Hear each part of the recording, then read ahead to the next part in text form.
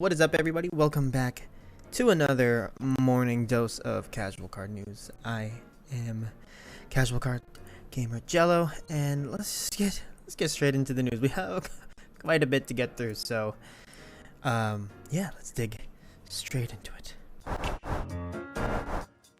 Alright, so the first thing that I wanted to point out, I normally try not to talk about the anime too much because there isn't much coming out, and anything that's coming out is usually just character mock-ups and such, but this seems to be pretty interesting. So there will be a Cardfight Vanguard turnabout manga, and it'll be coming out in Japan on the 8th of April. Now I'm hoping that this means that at some point we might get an English Dragonic Overlord the turnabout, because that it seems to be really fun to pair with the cross just for a fun deck, but I'm not keeping my hopes up too high. The other thing that I wanted to show here was Prominence Glare. We finally get it in an actual card sample image.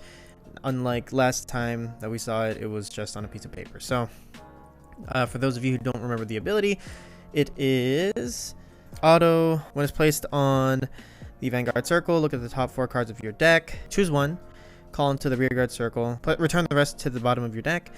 Then the second ability is, when this unit attacks, counterblast 1, discard 1, activate the following ability according to the number of rear cards you called during this turn. If you called 3 or more, this unit gets plus 15 and 1 crit. 4 or more, your opponent cannot guard with sentinels. Very nice. I hope we get it at some point. I don't know how we're going to get him at this point, but it would be nice to have in Vimium, even though I am rocking my Spectral Duke Dragon right now, and I'm loving every minute of it. Anyway, that's it for this site on Freedom Duo. Next, we have monthly promos, I believe. These are the tournament promos, yep, for April. So we have one for each nation, and we'll go over all of them. The reason why preparation for this video took so long is because I couldn't for the life of me find a solo photo of this gentleman right here, and I cannot read Japanese, so I couldn't understand this, so I had to find a really shoddy way of getting his ability. So this unit, from the image translator that I had to use, says that his name is Swell Assault, and his ability is roughly, when the attack that it boosts hits a Vanguard, I believe it's 3 or more damage, you can put him into your soul and countercharge 1. So looking at Zorga right now, with the amount of Soul Blast that the deck seems to be entailing, this is going to be really good moving forward, at least initially, because you do get a soul charge. Oh, you do get the soul charge and counter charge 1 with this as long as you hit. So that's pretty good for now. Hopefully there is more support and more aesthetic support. One of the things that I was talking about on Twitter was imagining having a Zorga build line and then having your counter chargers be little fluffy dogs and such, which would be super funny. But for anyone who's trying to make a completely pure thematic deck, it wouldn't really work. but still, nonetheless, these guys are at least both in the water, so that's a plus. So now we're going to go into these 4 separately, because I could actually find images for these, so let's get straight into it. So the first one we have here is Blazing Spear Dragon. When this unit is placed on rear guard, if your opponent has no units in the same column as this unit, counterblast 1, and until end of turn this unit gets plus 10k. Pretty good. 20k slapper for a single counterblast. I don't know, maybe I've just been spoiled from playing so many years of Vanguard that it feels a little lackluster in terms of payout for the counterblast, but I mean, still, it's 20k attacker by itself, minus any boost that it might have, and maybe this is one of those, things that you use to push for games, so I'm not going to complain about its simplicity. Plus, it's still the beginning of the format, so I don't expect anything to be whoa, except for one card on this list. Next, we have Direful Doll Violetta. So act. If your soul has 10 or more cards, cost, counterblast 1, and call this to rear guard. So that's not bad. It is one of those more later in the game kind of cards, because it does require you to have a fifth of your deck in the soul. But this doesn't really work with Violence Bruce, so we're going to have to see what else comes out. And there has been another build line revealed, so I feel like this card meshes more with that. This is nice. I like this. Next we have Rapid Charger. They could have just called it, you know, some kind of riser, because they seem to do that with all the small little robot things that look riser-ish, but they haven't done it with this one, which makes me a little sad. But what can you do? It's 3,000 years of the future. So we have auto rear guard. When they attack, this unit boosts hits, soul charge 1. That's pretty good for gathering resources. Next, Prescription Angel. So I feel like this is the most annoying promo of the 5. So when your Vanguard is attacked, cost counterblast 1, retire this unit, choose a face-up card in your damage zone, call it to the Guardian Circle, and put the top card of your deck into your damage zone face up.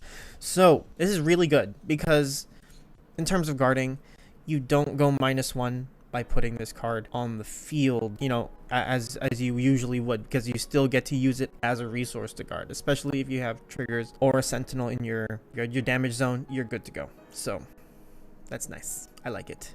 I like this a lot. And some more promos that we have. These ones I couldn't find the names for. So this first ability is when this unit is placed on the Vanguard or rear guard, if your opponent's Vanguard is grade 2 or greater, Soul Blast 1, perform one of the effects below. If it is grade 3 or greater, perform all of them instead. So this is looking, I want to say this looks like a Link Joker, or judging by its effect, it might be some kind of like pseudo Zeal kind of thing, because it does kind of look like a kaiju. Your opponent may counterblast 1. If they did not, you draw a card, and your opponent may soul blast 1. If they did not, choose one of your opponent's rear guards. It gets -5k until end of turn. Yeah, this feels like a Zeal, like a pseudo Zeal support. So yes, that is nice. And the other unit we have here, the other promo we have, is, I also don't know the name. Continuous front row rear guard circle. All of your back row rear guards cannot be retired by your opponent's card effects, which is good, because protection is always good. So I'm guessing this is a Royal Paladin, just judging off of the colors. He looks really nice. Probably never going to be able to own a copy, but that's fine. And its second ability is when this unit is placed on the rear guard circle during your main phase, counterblast 1. Put 1 grade 2 rear guard on the bottom of your deck. Draw 2 cards, choose 1 card from your hand, and call it to rear guard circle. That's also a pretty nice ability. You know, does require a tad bit more setup, because you'd need to have the grade 2 on the field, because it is auto. It would have been really nice if this would have been a lot better if it was a once per turn act ability instead of an auto, but you know, you take what you can get, I guess. So I like that. That's cool. Moving on, I believe now we have some more DBT1 card reveals. So this is Stealth Rogue of the Strife Fudomaru. So its ability is pretty simple. When this unit's attack hits, discard to draw.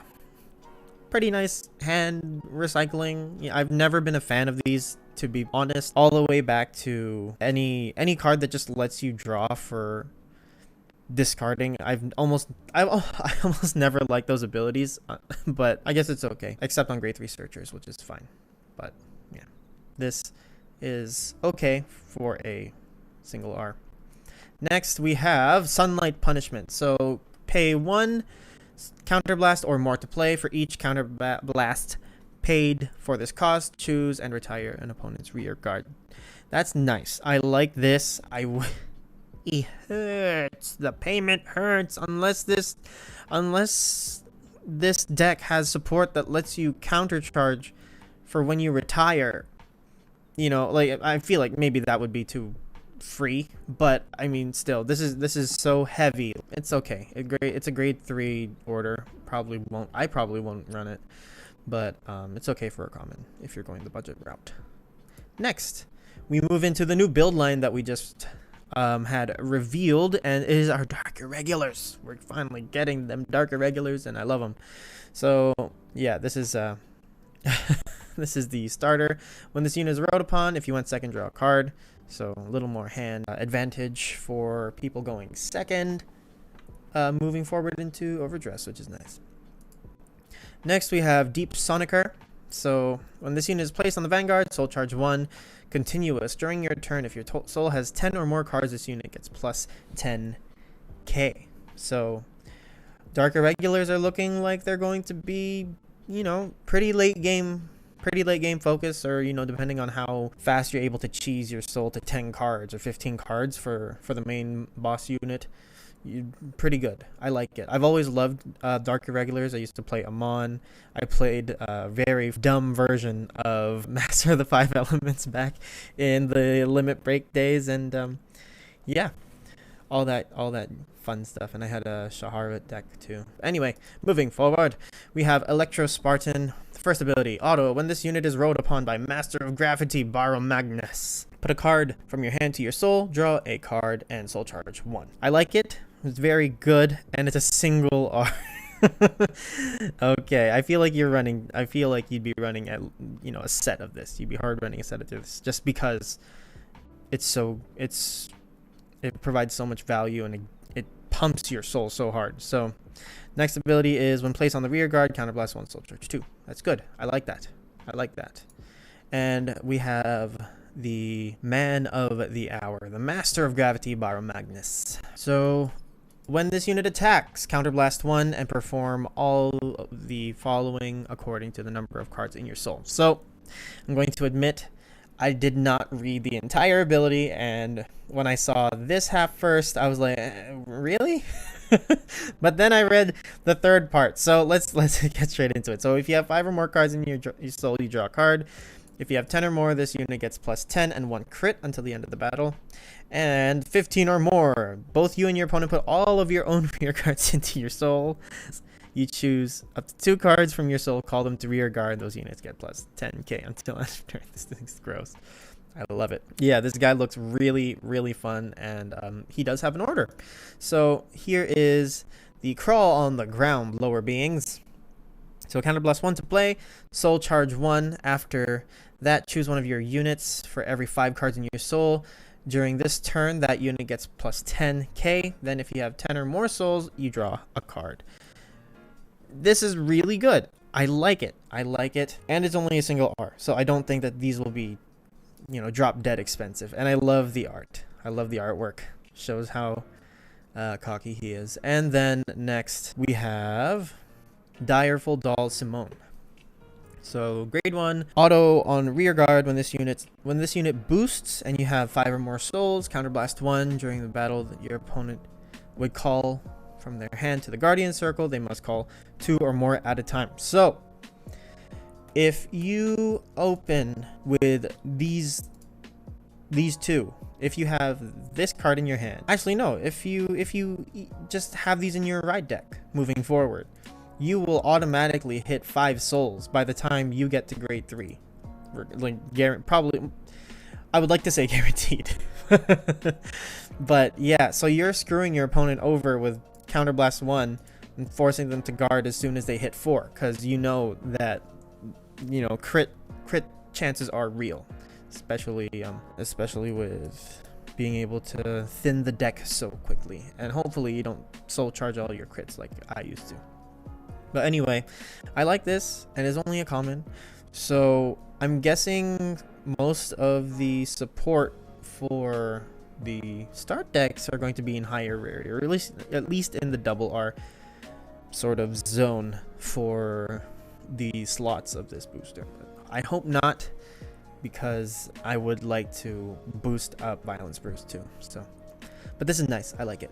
I like. Moving on into the second ride line of the Keter Sanctuary, we have our Maguses, but now they're Sorceresses. So they still have all the shapes. So I'm gonna, if I accidentally call them Magus, please just forgive me.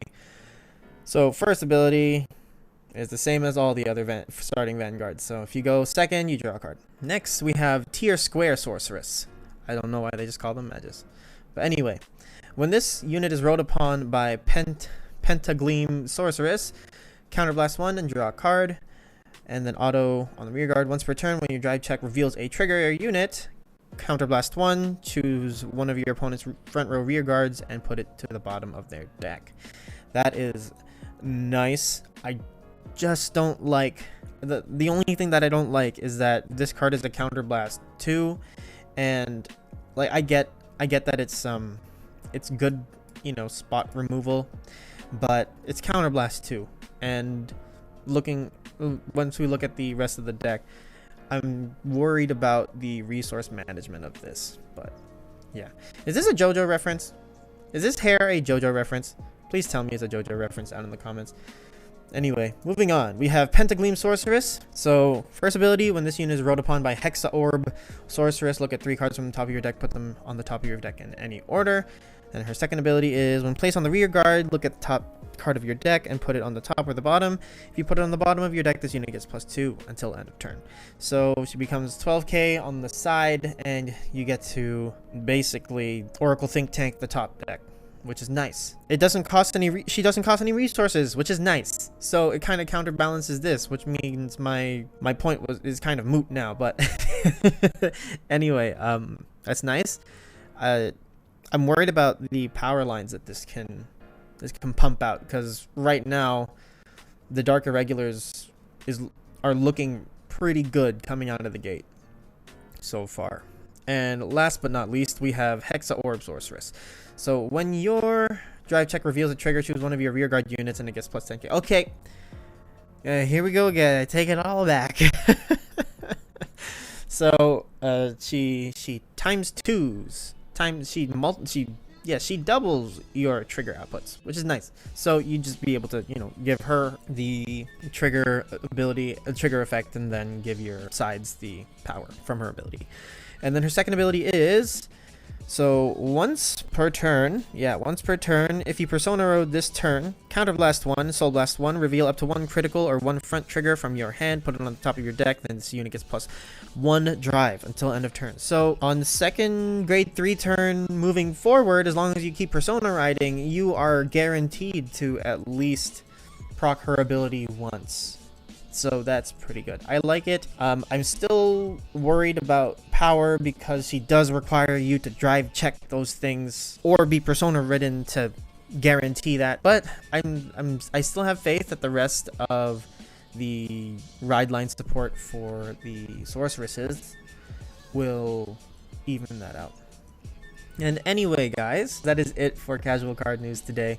I hope you enjoyed my fumbling and rambling. And yeah, I am Jelly the Casual Card Gamer. Take care.